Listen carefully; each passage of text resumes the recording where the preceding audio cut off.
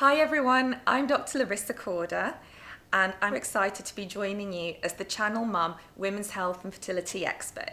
You might recognise me from the sofas of This Morning and Loose Women.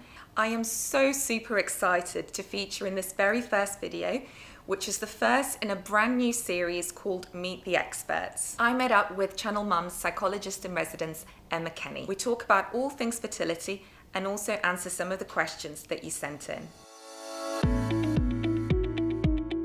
So today we're going to do a Meet the Expert, and that's exactly what we're doing. We're meeting you. And I've got loads of questions that the amazing Channel Mum community have written in. So is it all right if I just ask you some of these? Absolutely, yes. Quite a few people have written about sex and the fact that they've been advised that they should have sex every other day, not every day. Is that just an old wives' tale? Because I kind of think to myself, surely just having sex all the time, I mean, not all the time. Obviously go to work, look after the kids you've got. But when you have sex every day, for example, doesn't that put you at an advantage? Or am I getting that completely wrong? The truth is, we haven't got enough research to tell us what we should be doing, whether we should be having sex every day or every second day. A lot of people worry that the sperm may run out. Okay, that's a fallacy. Most men are more than capable of producing enough sperm. And, you know, the main message to get across here is the frequency of sex should be high, okay? Yes. So you should be having sex at least 2 to 3 times a week, if not more, if you're trying to get pregnant. And you should be trying to increase that frequency in the build up to ovulation. So most women will monitor their ovulation or will be aware of when their ovulation happens. There's a lot of natural methods they can use, such as temperature charting, or looking at the actual mucus that's produced in the cervix. And you know, sex at the end of the day should be pleasurable. Absolutely. It should be something you enjoy. And we've got to bear in mind that, you know, the way that you conceive is important. You want to be conceiving in the most sort of the best frame of mind possible when you're both having pleasure. So, you know, having sex once a day is absolutely fine. Great. And, you know, there's nothing wrong with that. Don't worry. If you were having sex, you know, 10 times in a day, that's one perhaps. Yeah. But who's got the time for that? So all credit to those who do. This person has had a child 2 years ago, fell pregnant straight away, has decided 6 months after having that first child that they'd like to try again, and have now been trying for 18 months. Right. So they're worried that there might be something wrong. Is it unusual for it to take that long? I wouldn't get too concerned at this stage. They've had a baby because already. you've had your baby, absolutely, and that's probably the best sort of positive prognostic factor that you can have, and that's very, very reassuring.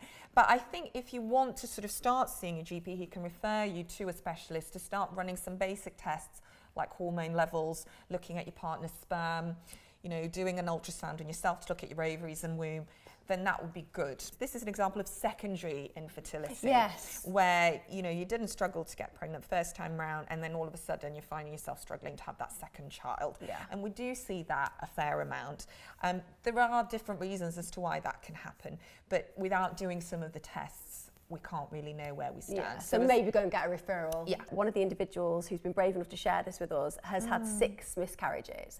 I've had a recurrent miscarriage. We've talked about that before. So this really interests me as well. So she's been told that she's got an inherited copy of a gene which could be causing blood clots. Right. She's been advised to take a higher dose of folic acid, but she's wondering whether that would be safe to take with baby aspirin.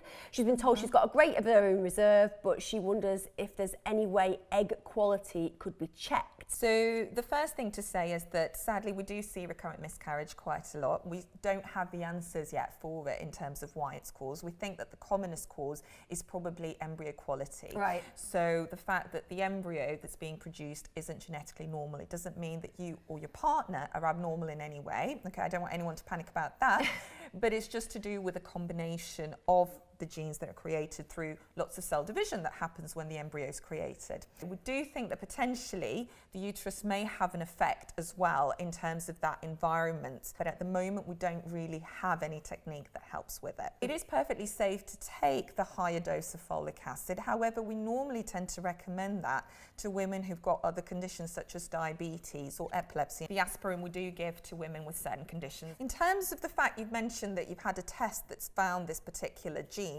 it sounds like you may have a thrombophilia, which is where you have a predisposition to blood clots, and that's something that can definitely increase the risk of recurrent miscarriage. Right. And if that is the case, then you do need to see a specialist who does need to potentially look at putting you on things such as aspirin, and potentially also another blood thinning agent that's called Clexane or Fragmin or Heparin. So these are things that can potentially help you either alone or in combination, but you must make sure that you see an expert. I've got another one off Amber. As you know, I'm a twin mum through IVF. I'm planning another round of IVF, but I think I only want one baby.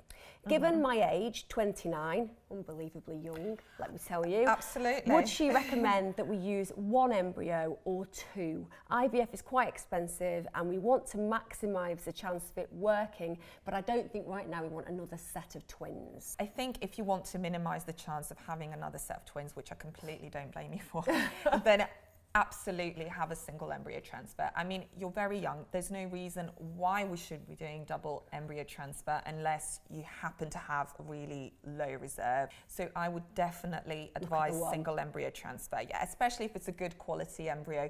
You know, look at putting that back in. Hopefully it'll work the first time round, but if it doesn't, hopefully you might have some frozen embryos that you can also use later on. So maximise your opportunity there. Yeah, having a baby is a wonderful thing, but it takes a different amount of time for people. And actually having a baby can be done through so many different means, you know, whether that is your own biological baby or maybe adoption or using donor eggs. There are so many options out there and so many women that have been through this experience with you. Thank you so much for having me. It's been my absolute pleasure. Thank you for being part of this. I hope you found our first video from the Channel Mum Meet the Expert series useful, and that you managed to get some good tips from everything me and Emma discussed. Remember, you're not alone, and if any of the issues or topics that we discussed have affected you, then please click on the link below and join me in the Channel Mum Trying to Conceive support group. So thanks for watching, and I'll see you next time.